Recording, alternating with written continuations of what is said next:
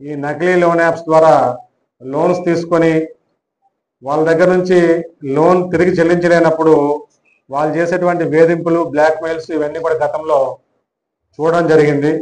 So వాళ్ళు ఏం చేస్తారు, ఆ లోన్స్ తీసుకునే ప్రాసెస్లో, మీకు లోన్స్ ప్రొవైడ్ చేసే ప్రాసెస్లో ఆ యాప్స్ ద్వారా ఆ లోన్ తీసుకున్నటువంటి వ్యక్తి ఎవరైతే ఉన్నారో ఆ వ్యక్తికి సంబంధించినటువంటి సమాచారాన్ని, డేటాను అన్నిటిని కూడా తీసుకోవడం, ఆ యాప్స్ ద్వారా, ఆ యాప్స్లో ఉన్నటువంటి వాళ్ళు డిజైన్ చేసినటువంటి ఆ మెకానిజం ద్వారా, సో మీ ఫోన్లోని మొత్తం కాంటాక్ట్ వివరాలని, అదేవిధంగా మీ ఫోన్లో ఉన్నటువంటి ఆ డేటా, పిక్చర్స్ కావచ్చు, వీడియోస్ అన్నిటిని కూడా యాక్సెస్ చేసేయడం.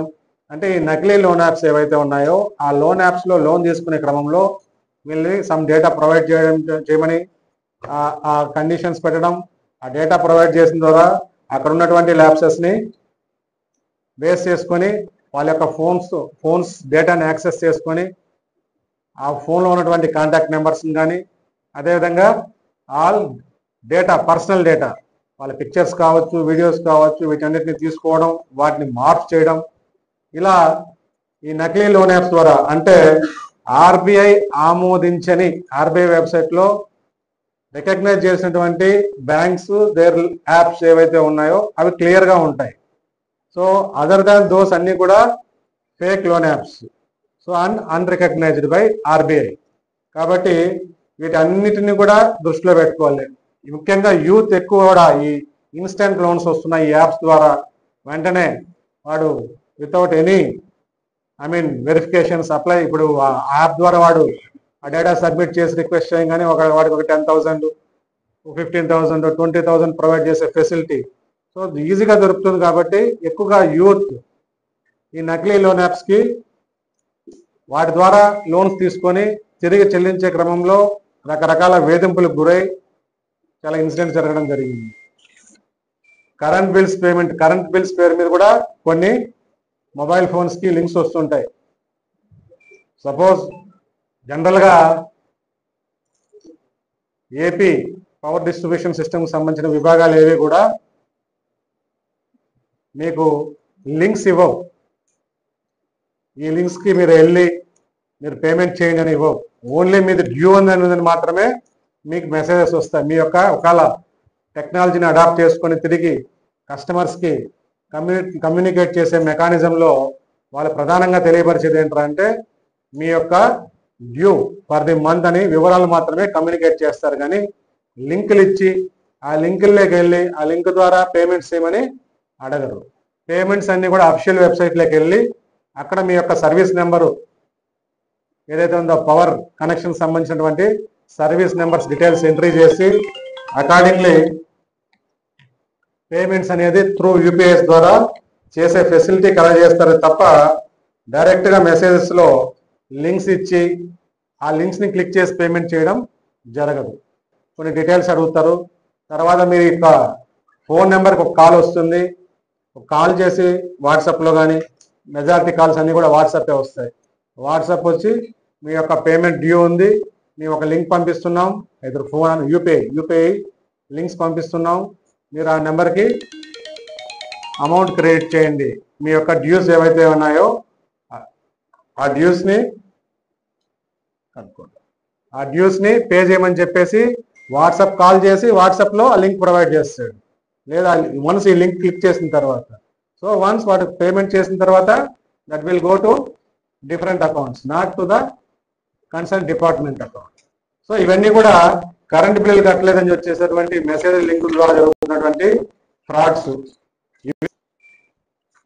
ఆన్లైన్ గేమ్స్, ఈ మధ్య ఎక్కువ మంది ఆన్లైన్ గేమ్స్కి బాగా అలవాటు పడ్డారు.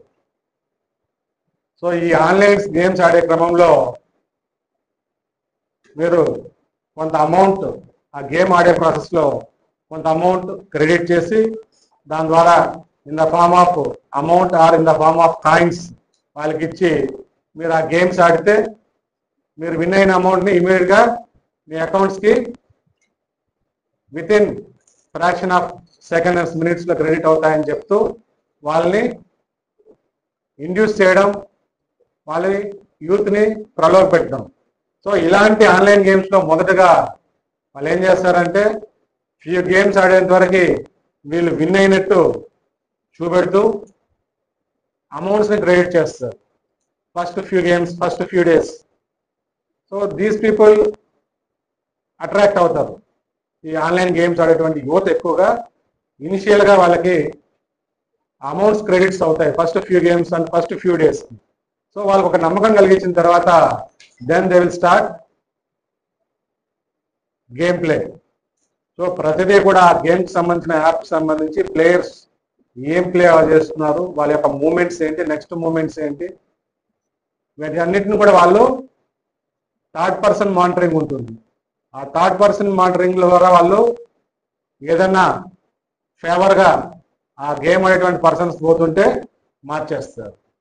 మార్చి వాడు ఓడిపోయేటట్టు చేసి వాడి యొక్క అమౌంట్స్ని మొత్తం కూడా డెబిట్ చేయడం జరుగుతుంది. So initially many games win అయినట్టు చూపెడుతూ వాళ్ళకి అమౌంట్స్ క్రెడిట్ చేస్తూ వాళ్ళ అకౌంట్స్లో వాళ్ళని అట్రాక్ట్ చేసి క్రమక్రమంగా వాళ్ళు వన్స్ లూజింగ్ గేమ్స్ ఒకసారి స్టార్ట్ అయిన తర్వాత నెక్స్ట్ గేమ్ గెలుస్తాం, ఆ తర్వాత గేమ్ గెలుస్తాం అన్నటువంటి ఇంటెన్షన్తో వీళ్ళు ఆడడం స్టార్ట్ చేస్తారు.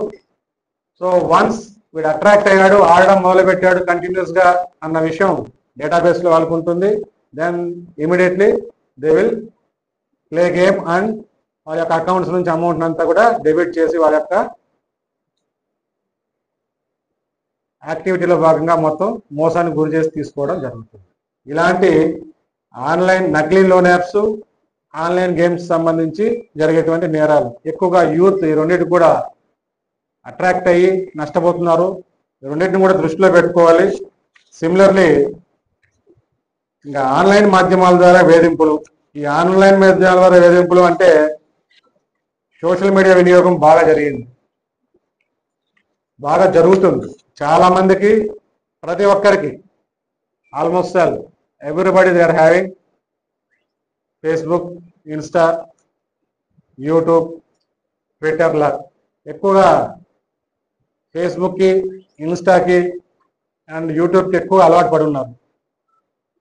సో ఈ ఇన్స్టా అండ్ ఫేస్బుక్ యూజ్ చేసే క్రమంలో రకరకాల ఫ్రెండ్ రిక్వెస్ట్లు వస్తుంటాయి. రకరకాల నేరగాళ్ళు ఈ యొక్క మాధ్యమాల్లో తిష్టవేసి ఉంటారు. వీళ్ళ యొక్క అకౌంట్స్ యొక్క డేటాని పరిశీలించుకొని జనరల్గా ఈ సోషల్ మీడియాకి సంబంధించినటువంటి అకౌంట్స్ క్రియేట్ చేసేటప్పుడు వాళ్ళ యొక్క వ్యక్తిగత డేటాని చాలామంది ఫిల్ చేస్తుంటారు. వాళ్ళ యొక్క ఇంట్రెస్టెస్ ఫిల్ చేస్తుంటారు, వాళ్ళ ప్రొఫెషన్స్ ఫిల్ చేస్తుంటారు, వాళ్ళ యొక్క జీమెయిల్స్, ఫోన్ నెంబర్స్ అంతా డేటా కూడా ఫిల్ చేస్తుంటారు. సో ఈ నేరాలు పెరిగే క్రమంలో ఇప్పుడు ప్రైవసీ ఆస్పెక్ట్స్ వచ్చాయి.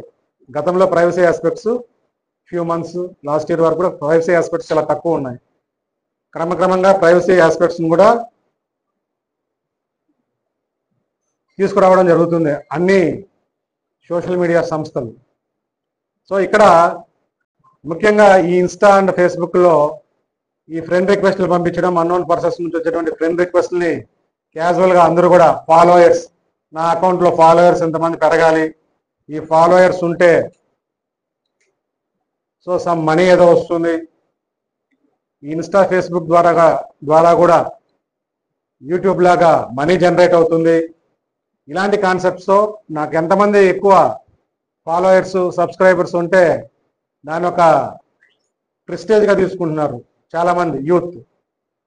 సో అదర్ దాన్ యూత్ కూడా ఈ అకౌంట్స్ క్రియేట్ చేసుకునే క్రమంలో వాళ్ళ యొక్క వ్యక్తిగత డేటాని ఎక్కువ ఫిల్ చేస్తున్నారు. ఈ డేటాని అంతా కూడా బేస్ చేసుకొని ఈ సైబర్ నేరగాలంతా కూడా ఈ అన్నోన్ పర్సన్స్ ఫ్రెండ్ రిక్వెస్ట్లు పంపిస్తుంటారు.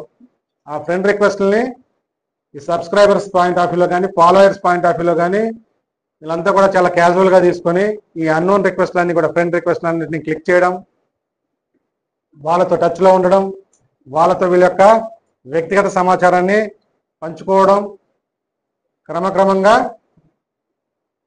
ఆ నేరగాలకి వీళ్ళ యొక్క డేటా మొత్తం త్రూ అకౌంట్స్ ద్వారా కానీ అదర్ ఫామ్లో కానీ మొత్తం వాళ్ళ యొక్క వ్యక్తిగత సమాచారాన్ని మొత్తం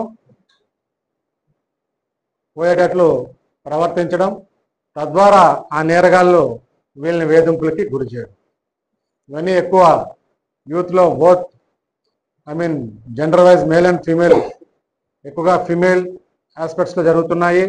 మేల్ ఆస్పెక్ట్స్లో అలాంటి పర్సన్స్ సెక్స్టార్షన్కి మోడస్ ఆపరండి వాళ్ళు ఒకటి అడాప్ట్ చేసుకొని ఎదుటి వ్యక్తిని ఇండ్యూస్ చేసి వాళ్ళ యొక్క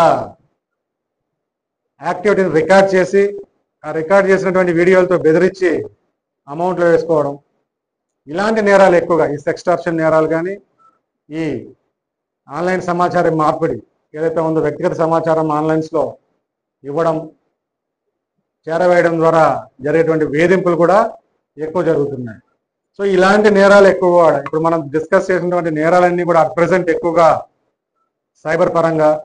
సో వీటి పట్ల ప్రజలందరూ అప్రమత్తంగా ఉండాలి అన్న ఉద్దేశంతో ఈ అవగాహన కార్యక్రమాన్ని ఏర్పాటు చేసి ఈ కార్యక్రమాలు నిరంతరం కంటిన్యూస్గా ప్రజల్ని క్రైమ్ని నివారించే ప్రాసెస్లో భాగంగా క్రైమ్ జరిగిన తర్వాత వాటిని నేరగాళ్ళని కేసెస్ని డిటెక్ట్ చేయడం ఒక పార్ట్ అయితే, అలాంటి క్రైమ్స్ జరగకుండా చూసుకునే ప్రాసెస్లో భాగంగా ప్రివెన్షన్ పార్ట్. సో నివారణ చర్యల కోసం ఇది చాలా ఇంపార్టెంట్ అంశం. అందుకనేసే ఈ అవగాహన కార్యక్రమాలు ఈ రోజు నుండి మొదలు కంటిన్యూస్గా జిల్లా వ్యాప్తంగా చేయడం అనేది జరుగుతుంది. సో ఇటీవల కాలంలో మన జిల్లాలో కూడా ఫేక్ వెబ్సైట్లు, దీని మీద కూడా మనం కేసెస్ రిజిస్టర్ చేసాం, సక్సెస్ఫుల్గా వాటిని డిటెక్ట్ చేయడం జరిగింది. ఫేక్ వెబ్సైట్లు క్రియేట్ చేస్తారు, టెంపుల్ రిలేటెడ్ వెబ్సైట్స్ అని చెప్పేసి, టూరిజం రిలేటెడ్ వెబ్సైట్స్ అని చెప్పేసి, అలా టెంపుల్స్ రిలేటెడ్ వెబ్సైట్స్ కానీ టూరిజం రిలేటెడ్ వెబ్సైట్స్ కానీ క్రియేట్ చేసి అందులో రూమ్స్ బుక్ చేసుకుని లేదా టికెట్స్ బుక్ చేసుకోమని ఇండ్యూస్ చేయడం. బుక్ చేసుకున్న వాళ్ళు తర్వాత ఇక్కడికి వచ్చిన తర్వాత చూస్తే వీళ్ళు బుక్ యాక్చువల్ వెబ్సైట్స్లో వీళ్ళు బుక్ చేసుకున్నట్టు ఎక్కడ కూడా డేటా లేకపోవడం. వన్స్ అక్కడ ఉన్నటువంటి బాధ్యులు అక్కడికి వచ్చిన తర్వాత మోసపోయామని తెలుసుకోవడం జరుగుతుంది. సో ఎక్కడా కూడా టెంపుల్ వెబ్సైట్స్ ఎండింగ్స్ కూడా డిఫరెంట్ ఉంటాయి. ఇప్పుడు టూరిజం APTourism.in అని, లేకపోతే గవర్నమెంట్ వెబ్సైట్లు అన్నీ కూడా లాస్ట్లో .AP.gov.in అని ఇలా స్పెసిఫిక్గా ఉంటాయి వెబ్సైట్స్. ఫేక్ వెబ్సైట్లు ఎలా ఉంటాయి, జెన్యున్ వెబ్సైట్లు ఎలా ఉంటాయి, ఇవన్నిటిని కూడా ఒకసారి అంచనా వేసుకొని, మోర్ ఓవర్ ఏంటంటే వెబ్సైట్స్లో జెన్యున్ వెబ్సైట్స్లో మీకు ఎక్కడా కూడా డేట్ వైజ్ స్లాట్ ఉంటుంది, అవైలబిలిటీ క్లియర్గా చూపిస్తుంటారు. స్లాట్ అండ్ అవైలబిలిటీ, ఏ డేట్లో ఏమున్నాయి, ఏం టికెట్స్ ఉన్నాయా లేదా clear cut clarity in official వెబ్సైట్స్లో ఉంటుంది. ఫేక్ వెబ్సైట్స్లో ఎలా ఉంటుందంటే అవైలబుల్ అని అమౌంట్ జనరేట్ అవుతుంది కానీ స్లాట్స్ చూపెట్టదు. సో వీళ్ళు ఏం చేస్తున్నారు, అవైలబుల్, వీళ్ళకి కావాల్సింది ఏంటి, అవైలబుల్.